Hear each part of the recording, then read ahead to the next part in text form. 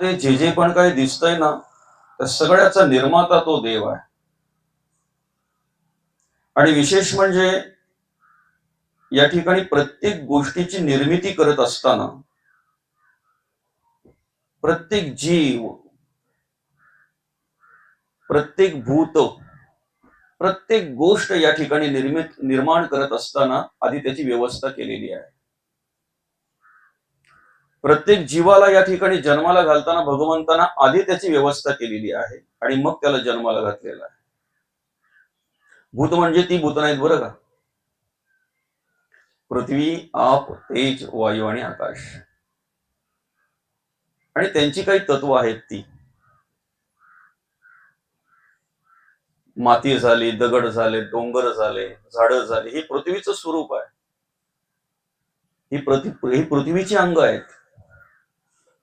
नद्या, नाल्या, ओहोळ, तलाव, कूप, विहिरी, सरोवर, सागर, हे सगळं आपाचं अंग आहे. ही आपाची तत्व आहेत. अर्थात प्रत्येक जीवाची निर्मिती करण्याच्या आधी भगवंतांनी त्याची व्यवस्था निर्माण केली. प्रत्येक गोष्ट या ठिकाणी निर्माण करण्याच्या आधी भगवंतांनी त्याची व्यवस्था निर्माण केलेली आहे. आधी व्यवस्था केलेली आहे. आपण म्हणतो चोच निर्माण करण्याच्या आधी भगवंतांनी दाना निर्माण केलेला. तुम्ही जरी विसरलात ना देवाला, तरी देव तुम्हाला कधीही विसरत नाही. बरं का माऊली? आम्ही जरी या ठिकाणी कार्य करत असताना देवाला विसरलो म्हणजे आमच्याच आजूबाजूला अशी काही माणसं आम्हाला पाहायला मिळतात, देव नाहीच आहे म्हणणारी. काय?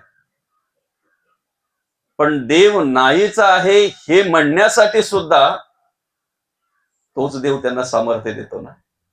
तोच देव सामर्थ्य देतो. अहो, त्या देवाचं बळ आहे म्हणून तर बोलतो ना. साले हे शिरड कुणाचे, सत्य कोण बोलविते हरिविणा.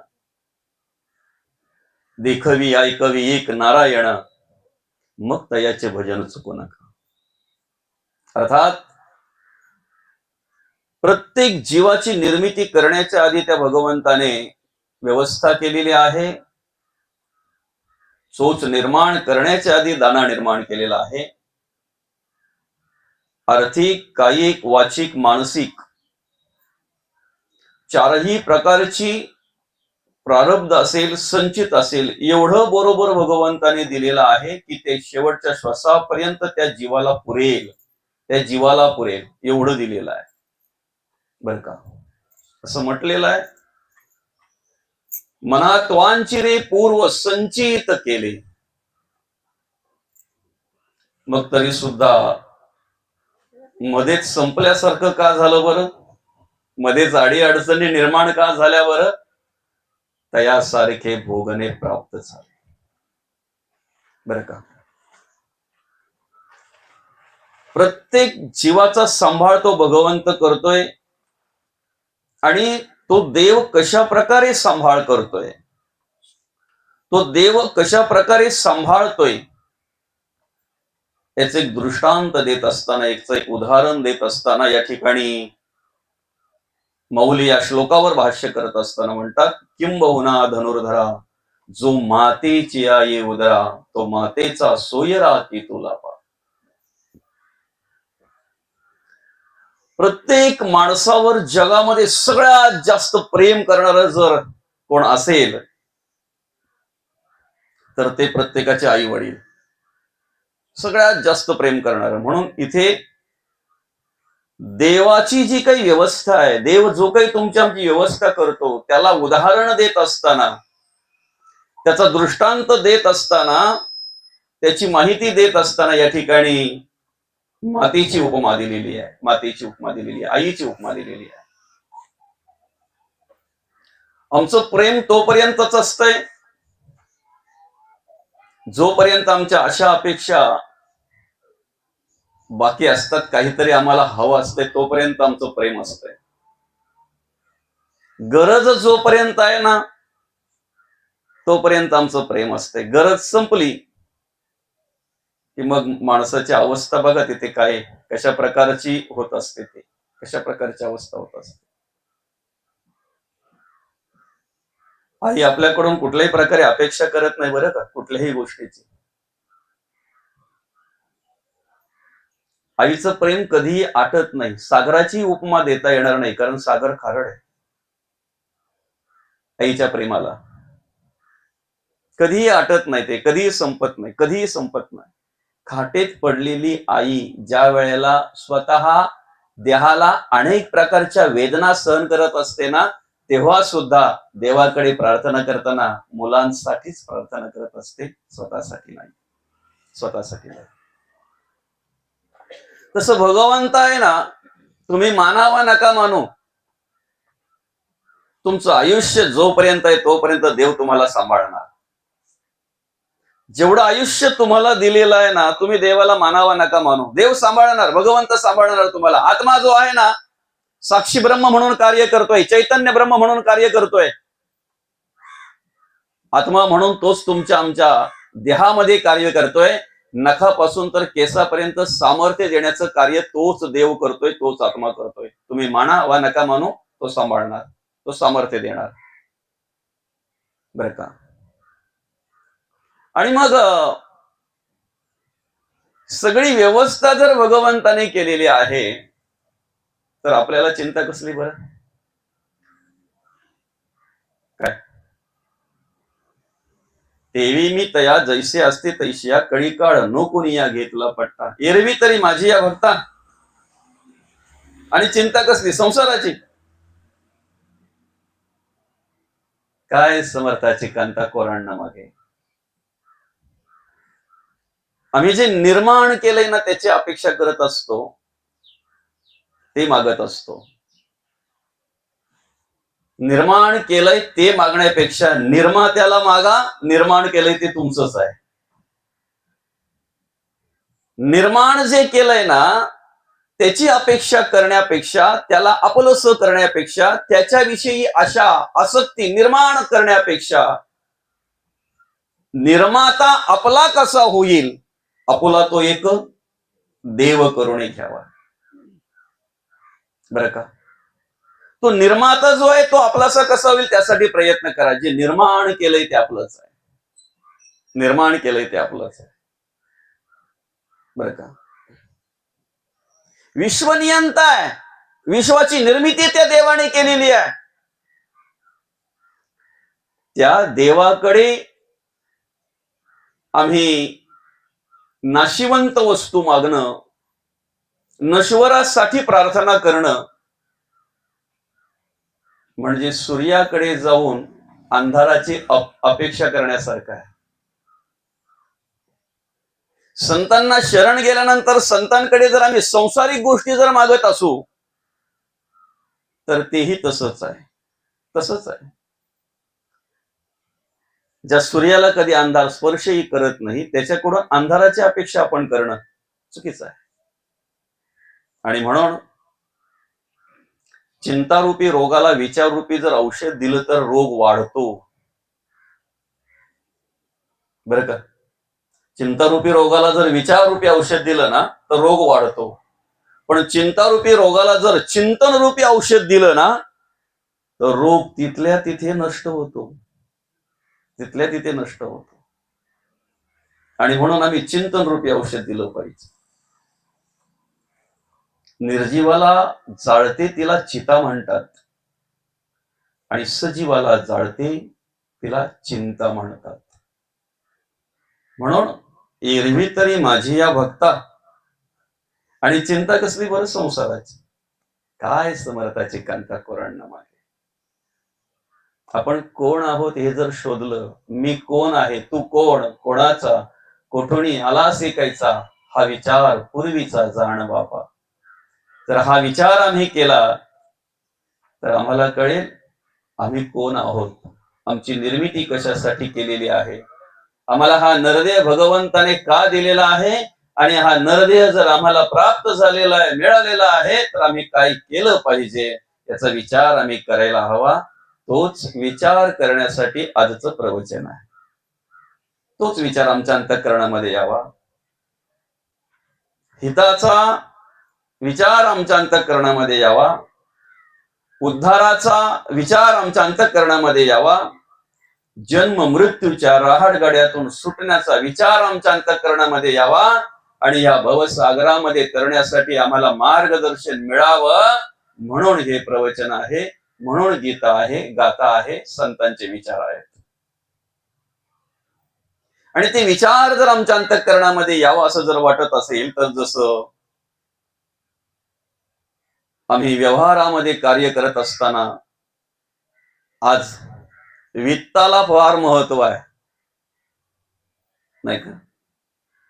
पैसा व्यवहारात कार्य करताना कशाला महत्व आहे? वित्ताला. बर का? मित्रही तेव्हाच जोडले जातात, मित्रही तेव्हाच बरोबर असतात, मित्रही तेव्हाच साथ सोडत नाहीत, तोपर्यंतच साथ देतात. सोयऱ्यांचंही प्रेम तेव्हाच ओसंडून वाहत असते, सोयरेही आपलेसे तेव्हाच करतात जेव्हा आमची परिस्थिती व्यवस्थित असते. वित्त जसं व्यवहारामध्ये कार्य करत असताना आम्हाला वित्ताला महत्व आहे, तसं परमार्थामध्ये कार्य करण्यासाठी चित्ताला अधिक महत्व आहे. आणि म्हणून भगवंत म्हणतात, तेषामहं समृद्धता मृत्यू संसार सागरात भवामी न चिरात पार्थमय्यावी शीत चेत सामो. तुम्ही चित्त अर्पण करा, चित्त स्थिर करा, म्हणजे काय होईल? या जन्म मृत्यूच्या रहाडगाड्यातून सुटण्याचा मार्ग मिळेल. या संसार रूपी भवसागरामध्ये तरण्यासाठी आपल्याला सामर्थ्य दिलं जाईल, सामर्थ्य मिळेल. असो, ज्या निमित्तानं आपण या ठिकाणी ही प्रवचन सेवा आयोजित केलेली आहे, आपल्या या मुरबाड तालुक्यातील आणि हे भावार्थी परिवार आणि भावार्थी परिवाराच्या मातोश्री कैलासवासी राईबाई गणपत भावार्थे आईसाहेबांना रविवार दिनांक 28/6/2026 रोजी देवाज्ञा झाली. त्यांचं वृद्धापकाळाने निधन झालं आणि आज त्यांच्या उत्तर कार्यांच्या निमित्तानं या ठिकाणी आपण ही प्रवचन सेवा आयोजित केलेली आहे. आईसाहेबांच्या पश्चात श्री भास्कर गणपत भावार्थे आईसाहेबांचा मुलगा, श्री सखाराम गणपत भावार्थे आईसाहेबांचा मुलगा, सौ गुलाब मधुकर लकडी आईसाहेबांची मुलगी, श्री कांतीलाल गोपाळ भावार्थे आईसाहेबांचा पुतण्या, श्री रमेश हेमाजी भावार्थे आईसाहेबांचा पुतण्या, श्री संतोष बुधाजी भावार्थे आईसाहेबांचा पुतण्या, त्याचप्रमाणे नातू आहेत राजेंद्र दादा अर्थात श्री राजेंद्र भास्कर भावार्थे, श्री किशोर भास्कर भावार्थे आणि कुमार वैश्विक रामचंद्र भावार्थे. संपूर्ण हा भावार्थे परिवार, आप्तेष्ट, मित्र परिवार, ग्रामस्थ मंडळी. आपल्याला माहिती आहे, हाडाचे शेतकरी शेतीचं काम केलं, राबराब राबले, कबाड कष्ट केले, आपल्या मुलांचं संगोपन केलं, मुलांना सांभाळलं, मुलांवर चांगल्या प्रकारे संस्कार केले आणि खऱ्या अर्थाने या ठिकाणी कार्य करत असताना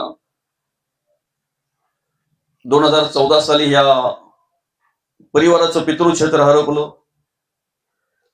त्याच्या आधी जवळजवळ 92 साली आईसाहेबांचा एक नातू या परिवाराला सोडून गेला. अनेक धकेचं पेटे सोसत असताना, अनेक प्रकारचं दुःख सहन करत असताना जीवनाचा मार्गक्रमण केला आईसाहेबांनी. पण जीवनाचा मार्गक्रमण करत असताना आम्हाला हा नरदेव भगवंतांनी ज्या कामानिमित्त दिलेलं आहे ना, जे कार्य करण्यासाठी दिलेले, जे साध्य करायचं आहे ना, ते कार्य माय माऊलींनी केलं. जवळजवळ 45 ते 50 वर्ष आईसाहेब हरिभक्त परायण होत्या, माळकरी होत्या आणि माळकरी म्हणून या ठिकाणी आध्यात्मिक कार्य करण्याचं कार्य, देवाचं नामचिंतन करण्याचं कार्य, देवपूजा, धर्माचं कार्य आणि देवाचं कार्य करण्याचं कार्य आईसाहेबांनी खऱ्या अर्थानं केलं. आणि वयाच्या जवळजवळ 92व्या वर्षी अर्थात वृद्धापकाळाने आईसाहेबांचं निधन झालं. खर तर निरोप तर सर्वांनाच घ्यायचा आहे, पण निरोप घेण्याच्या आधी आमचं आद्य कर्तव्य आहे, बरं का? आम्ही सगळ्या जाती धर्माची माणसं, सगळ्या पंथाची माणसं एका रांगेमध्ये उभे आहोत. ती रांग मृत्यूच्या ठिकाणी संपते. ज्याचा नंबर आला तो चालला. ज्या रांगेमध्ये आम्ही सगळे उभे आहोत ना, त्या रांगेत जात विचारली जात नाही. मृत्यू तुम्हाला जात विचारत नाही, धर्म विचारला जात नाही, पंथ विचारला जात नाही, तुमचा वर्ण विचारला जात नाही. विशेष म्हणजे तुम्ही तरुण आहात, लहान आहात, वृद्ध आहात की वयस्कर आहात, किती वर्षाचे आहात, हेही विचारला जात नाही. ज्याचा नंबर आला तो चालला. प्रत्येकाला जावं लागणार आहे, बरं का. काहीच न करता जर या जगाचा निरोप घेतला तर मग पुनरपी जननम पुनरपी मरणम पुनरपी जननी जठरी शयनम. मौलींच्या म्हणण्याप्रमाणे उपजेते नासे, नासे ते पुनरपी दिसे, हे घटिका यंत्र तैसे परिभ्रमेगा. बरं का. क्षुधा, तृषा, आलस्य, निद्रा आणि मैथून हे 5 भाग आमच्याकडे आहेत. प्राण्या पक्ष्यांना सुद्धा ते 5 भाग आहेत. भूक आम्हाला लागते, प्राण्या पक्ष्यांनाही भूक लागते मौली. तहान आम्हाला लागते, प्राण्या पक्ष्यांनाही तहान लागते मौली, बरे का. आलस्य, निद्रा आमच्याकडे आहे, आम्ही उत्पत्ती करतोय, प्राणी पक्षीही उत्पत्ती करतायत. पण तेवढंच करून जर या जगाचा निरोप आम्ही घेत असू तर मग मात्र मुक्ती, मोक्ष आणि या जन्म मृत्यूच्या राहड गाद्यातून सुटणं हे खूप दूर राहिलं, खूप दूर राहिलं, बरं का. एखादी वस्तू जेव्हा आम्ही आमच्या घरामध्ये आणतोय ना, काहीतरी उद्देशाने ती आम्ही आमच्या घरी आणत असतो, बरं का. काहीतरी हेतू असतो आमचा, ती वस्तू, ते उपकरण आमच्या घरी आणण्याचा काहीतरी हेतू असतो. दूरचं दर्शन आम्हाला व्हावं म्हणून टीव्ही आहे, थंड पाणी प्यायला मिळावा, घरात आणलेला भाजीपाला काही काळ व्यवस्थितरित्या राहावा म्हणून फ्रीज आहे, गरम पाणी मिळावं म्हणून गिझर आहे, हीटर आहे, कपडे धुवून व्हावेत म्हणून वॉशिंग मशीन आहे, वाटणं मिळावं म्हणून मिक्सर आहे, आम्हाला दळण दळून मिळावं म्हणून, आपल्याला तांदूळ दळून मिळावं म्हणून आपल्याला चक्की आहे. वेगवेगळ्या प्रकारची उपकरणं ज्या वेळेला आम्ही आमच्या घरात आणतो ना, घरी आणतो ना, त्यावेळेला काहीतरी आमचा हेतू असतो, उद्देश असतो. बंद झालेली चक्की आम्ही घरात ठेवत नाही, तर बंद झालेला मिक्सर आम्ही घरात ठेवत नाही, बरं का. जी वस्तू जुनी झाली ना, निरुपयोगी झाली, निरुपयोगी, ज्या हेतुत्मक दृष्टीने आम्ही तिला आणलं होतं, ज्या कामासाठी आणलं होतं, ते काम जर तिने केलं नाही तर आम्ही तिला ठेवत नाही. अडचण होते तिची आम्हाला, ऐकताय ना, अडचण होते ना. आणि बोलतो पण आपण, ह्या अडचणी कशाला ठेवायच्या घरामध्ये, ज्या कामाच्या नाहीत त्या वस्तू कशाला ठेवायच्या घरामध्ये, काम करत नाहीत, ज्या कामानिमित्त आणलेले त्या घरात का ठेवायच्या. ज्या कामानिमित्त आम्हाला हा नरदेव भगवंताने दिलेला आहे ना, ते काम न करता आम्हाला ठेवलंय, आमचं भाग्य आहे काय. ज्या कामानिमित्त आम्हाला भगवंताने हा नरदेव दिलेला आहे, मनुष्य दिलेला आहे, ती देवपूजा, ते धर्म कार्य, ते देव कार्य न करताही आम्हाला भगवंताने ठेवलंय. नुसतं ठेवलं नाही, देव आम्हाला सांभाळतोय, हे आमचं भाग्य आहे, आमचं भाग्य आहे, बरं का. 83,99,999 योनीतून मुक्त होण्यासाठी आम्हाला हा नरदेव भगवंताने दिलेला आहे. विशेष म्हणजे प्राणी, पक्षी, इतर जीव जे काही आहेत, ते जे कार्य करू शकत नाहीत, ते देव कार्य, धर्म कार्य करण्यासाठी आम्हाला हा भगवंताने नरदेव दिलेला आहे. उभ्या कण्याचा निर्माण केला, विशेष बुद्धी दिली, विशेष जाणीव दिली, बरं का. जगण्याचं स्वतंत्र दिलं, 4 वाचा दिल्या, परा, पच्छंती, मध्यमानी, वैखरी. जरा कधीतरी एकांतात बसा असं मस्त आणि स्वतःच्या देहाकडे बघा. भगवंताने किती सुंदर रचना केलेली आहे, किती सुंदर रचना केलेली आहे. ज्या दिवशी आम्हाला स्वतःला पाहू आणि स्वतःला शोधू ना, त्या दिवशी कळेल आम्ही किती श्रीमंत आहोत, किती श्रीमंत आहोत आम्ही. डोळ्यातून पाहता येते ना, दृष्टी आहे ना, कानातून ऐकता येत आहे ना, श्रवण इंद्रिय व्यवस्थित आहेत ना, मुखातून बोलू शकतो ना आपण. एक एक इंद्रिय किती महत्वाचं आणि किती किमतीचं आहे, जरा विचार करा, किती किमतीचं आहे. हे सगळं भगवंताने आम्हाला दिलंय. कशासाठी दिलं हेच आम्हाला कळत नाही, काय कार्य करायचं हेच आम्हाला कळत नाही. डोळे दिले, जग पाहायचं काम करतोय, चांगलं दिसेल तेही पाहतोय आणि वाईट दिसेल तेही पाहत असतोय. कान दिलेत आम्हाला भगवंताने, चांगलंही ऐकतोय आणि वाईटही ऐकतोय. मुख दिलंय भगवंताने, चांगलंही बोलतोय आणि वाईटही बोलतोय. कधीतरी या ठिकाणी कार्य करत असताना मौली तुम्ही जो सूप घेताय की नाही पाखडायला, घेताय की नाही? तांदूळ वगैरे धान्य पाखडायला सूप घेताय की नाही? ते सुपाचं काम काय असतंय माहितीये का? वाईट जे आहे ना ते बाजूला सारायचं. खरंय की कुठे? वाईट जे आहे ते बाजूला सारायचं आणि चांगलं जे आहे ना ते आपल्या अंगावर ओढून घ्यायचं. आम्ही काय करतोय बरं? चांगलं अंगावर ओढून घेतो का वाईट अंगावर ओढून घेतो? कधीतरी त्याच्यापासून शिकलं पाहिजे ना, कधीतरी शिकलं पाहिजे त्याच्यापासून. दृष्टी दिलेली आहे भगवंताने. प्रत्येक ठिकाणी जर आम्हाला देवच दिसत असेल ना, चांगलं पाहत असू ना आम्ही, तर खऱ्या अर्थानं त्या ठिकाणी पुण्यकर्म घडली जातात. दृष्टीतून पुण्यकर्म घडली जातात. पण वाईट जर पाहत असाल तर त्याच दृष्टीतून पाप कर्म सुद्धा घडली जातात. चांगलं जर ऐकत असाल तर पुण्यकर्म घडली जातात, पुण्य गोळा होतंय. पण वाईट जर ऐकत असाल तर त्या श्रवण इंद्रियातून पाप घडलं जातंय, पाप गोळा जातंय.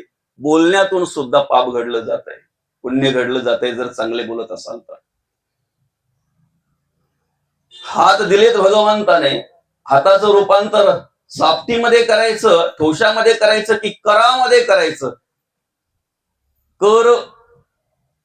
पाय दिलेत, लातेमध्ये रूपांतर करायचं आहे का चरणामध्ये रूपांतर करायचं आहे?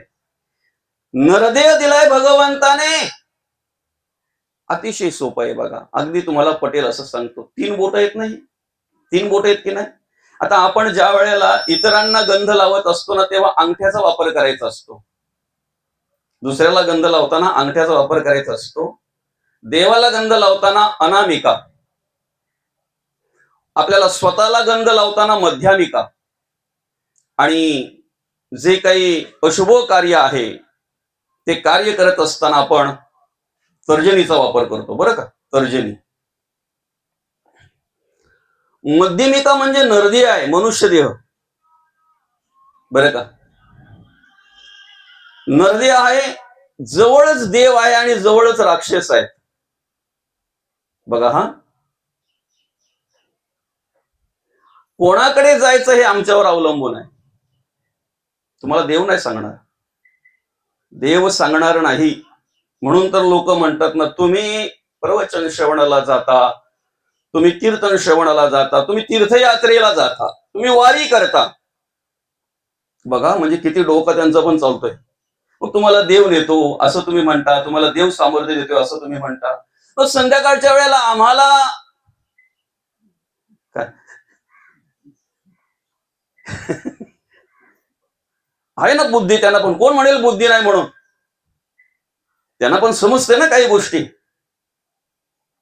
देव तुम्हाला कुठे न्यायचं कुठे जायचं हे सांगणार नाहीये. देवाचं काम फक्त आहे, दिलेला आहे देह सांभाळ करायचा आहे, शेवटच्या श्वासापर्यंत देव सांभाळणार आहे. तुम्ही देवाकडे जायचं की दानवाकडे जायचं हा विचार तुम्ही करायचा आहे, पण तो विचार करण्यासाठी आम्हाला संतांना शरण जायचं आहे. मार्गदर्शक पाहिजे, सद्गुरू पाहिजेत, गुरु पाहिजेत, श्रीगुरु पाहिजेत. आम्ही संतांना शरण गेलं पाहिजे, कारण संत आम्हाला शिकवत असतात. आता बघा, नरदेह भगवंताने दिलेला आहे, या नरदेहाच्या हातात आहे 84 लक्ष जीवयोनीमध्ये जायचं की 84 लक्ष जीवयोनीमधून मुक्त व्हायचं. नरदेहामध्ये अवलंबून आहे. पाप कर्म केली, अधर्म केला, अनितीने वागला, दिलाय देवाने देह, आला जगला गेला, जे आलं वाट्याला ते केलं चांगलं वाईट, आणि एक दिवस आला मृत्यू, या जगाचा निरोप घेतला, निघून गेला. त्याला असं म्हणतात जन्माला आला आणि पाणी वाहूनच मेला बरं का. याच नरदेहाने जर अधर्म केला, अनितीने वागला, अनितीने जगला, तर त्याचं रूपांतर राक्षसामध्ये होत आहे. नको त्या गोष्टी जर घडल्या तर राक्षसामध्ये रूपांतर होत आहे. आणि धर्माचरण केलं, नीतीने वागला, नीतीने जगला, देवकार्य केलं, लोक म्हणतात देवासारखा माणूस आहे तो, देवासारखा माणूस आहे. बरं का, देव माणूस आहे, हो तो देव माणूस आहे. नर करणी करेशु नर का नारायण बन जाय. बरं का, माणसाने अशी काही कर्म करायची आहेत, असं काही वागायचं आहे, असं काही जगायचं आहे, नर का नारायण बन जाय. आम्हाला काय करायचं आहे आमच्या जगण्या वागण्यावर अवलंबून आहे. अधर्म घडला, अनितीने वागला, गेला, संपला, नाव पण शिल्लक नाही राहत, नावही शिल्लक राहत नाही. बरं, मग ही कर्म करून घेणारे, आता बघा, पूर्वी राक्षस जे आहेत, त्रास देणारे जे आहेत, ते व्यक्ती रूपाने बाहेर होते. ऐका हा मौली, व्यक्ती रूपाने बाहेर होते म्हणून त्यांना मारणं समोर दिसायचं, त्यांची कर्म, त्यांचे विचार, त्यांचं जगणं वागणं समोर दिसायचं. आता रावण बाहेर नाही. रावण बाहेर आहे का? कंस बाहेर नाही. आता मंथरा विचाराच्या रूपाने मनात आहे, रावण विचाराच्या रूपाने अंतःकरणात आहे, मनात आहे. कंस विचाराच्या रूपाने मनात आहे, अंतःकरणात आहे. आणि म्हणून ह्यांना जर मारायचं आहे, ह्यांच्यावर जर नियंत्रण ठेवायचं आहे, ह्यांच्यामध्ये जर परिवर्तन करायचं आहे, वृत्तीमध्ये जर बदल घडवायचा आहे, तर त्यासाठी शस्त्र नाही, शास्त्राची गरज आहे. आणि जिथे शास्त्राची गरज आहे तिथे प्रवचन पाहिजे, तिथे कीर्तन पाहिजे, तिथे गाथा, गीता आणि ज्ञानेश्वरी भागवत पाहिजे. शास्त्रच बदल घडवेल ना, विचारच बदल घडवतील ना. आणि आम्हालाही विचाराने बदलायचं, विचाराने बदलायचं आम्हाला. बरं का, विचाराने बदलणाऱ्याला द्विज म्हणतात. का? ब्रह्म जाणतो तो ब्राह्मण. पुन्हा एकदा ऐका हा, तुम्ही तुकोबांच्या विचाराचे आहात की कोणाच्या विचाराचे आहात, याच्यावर तुमचे विचार अवलंबून आहेत. तुकोबांचे विचार काय आहेत, माऊलींचे विचार काय आहेत? ब्रह्म जाणतो तो ब्राह्मण. बरं का, विचाराने बदललं पाहिजे. द्विज, दुसरा जन्म कधी? जर श्रीगुरु मिळाले तर, श्रीगुरूंचं मार्गदर्शन मिळालं तर, आणि आमच्यामध्ये बदल झाला तर. ज्याच्या गळ्यात पवित्र तुळशीची माळ आहे ना, ऐका, आणि त्या पवित्र तुळशीच्या माळेला ठेवून, साक्षीला ठेवून जो कार्य करतोय ना, पवित्र तुळशीच्या माळेला साक्षीला ठेवून जो कार्य करतोय ना, तो द्विज आहे, तो ब्राह्मण आहे. त्याचा पुनर्जन्म झालेला आहे, पुनर्जन्म झालेला आहे. पुन्हा एकदा ऐका, भगवंताने आयुष्य दिलेलं आहे, पण ते आयुष्य जर मी कामक्रोध लोभ मद मत्सर दंभ संशय चिंता असूया भावना कल्पना इष्णा वासना आशा ममता तृष्णा यांच्या अधीन राहून जर आम्ही नको त्याप्रमाणे जर कर्म करून घालवत असो, तर तुकोबा म्हणतात आयुष्य खातो काळ. बरोबर ना, आयुष्य दिलेलं आहे भगवंताने, पण ते आयुष्य जर आम्ही अधर्म करून जर घालवलं असेल, अनितीने वागून जर घालवलं असेल, कसंही वागून कसंही जगून जर घालवलं असेल, तर ते आयुष्य आमचं खाल्लं कोणी? काळाने. आयुष्य खातो काळ, म्हणून सावधान पाहिजे. किती सावधान पाहिजे? क्षणक्षणा हाची करावा विचार, करावया पार भव सिंधू. तरण्यासाठी, उद्धार करून घेण्यासाठी, या जन्म मृत्यूच्या रहाटगाड्यातून सुटण्यासाठी जर आम्ही प्रयत्न करत असू ना माऊली, तर निश्चित ती कर्म आमच्याकडून घडत असतील, तो विचार आम्हाला जर स्पर्श करत असेल संतांचा, संतांची कर्म, संतांचे विचार जर आमच्या अंतःकरणामध्ये, मनामध्ये जर निर्माण होत असतील ना, तर त्या दिवसापासून आमचा द्विज दुसरा जन्म झाला असं म्हणायला हरकत नाही, विचारांचा, कर्माचा, राहण्याचा, जगण्याचा, वागण्याचा. आणि मग हे विचार आमच्या अंतःकरणात जर असतील तर तुकोबांच्या दृष्टीने, माऊलींच्या दृष्टीने, त्यांच्या म्हणण्याप्रमाणे इथे बसलेला प्रत्येक ब्राह्मण आहे, इथे बसलेला. बाकीच्या ज्या जाती वर्ण ज्या आहेत ना, ते आम्ही सोयीप्रमाणे निर्माण केलेले आहेत. काय पूजा करण्याचा अधिकार आम्हाला